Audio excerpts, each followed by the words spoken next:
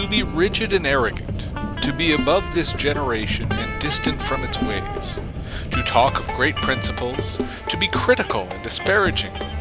These are approved by scholars who dwell in the mountains, by men who are not of this age, who are worn and weary, or who cast themselves into the deep.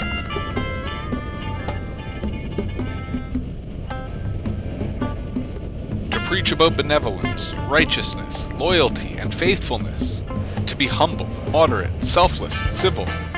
These are the marks of self-development, and are the signs of the scholars who wish to reform this generation. These are approved by the ones who wish to preach and teach, whether at home or abroad.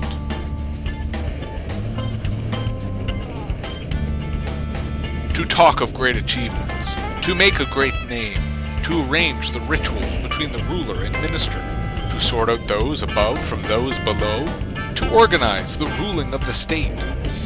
This is what is approved by the scholar who values the court and state, who loves his ruler and honors his country, who does what he can and who seizes lands.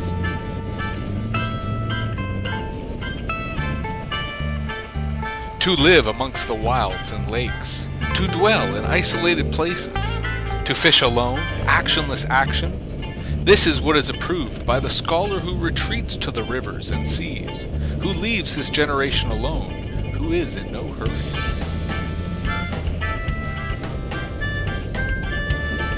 Huffing, puffing, grunting, and groaning, expelling the old breath and taking in the new, undertaking physical exercises to preserve the body and soul. Long life is sole concern. This is what is approved. This is the Tao of the scholar who infuses his self with breath, feeding his body, hoping to live as long as possible.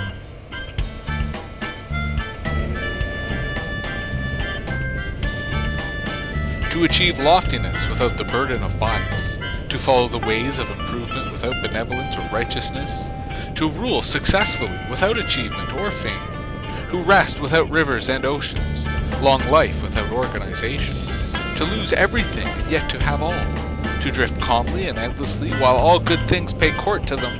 This is the Tao of heaven and earth, the virtue of the sages.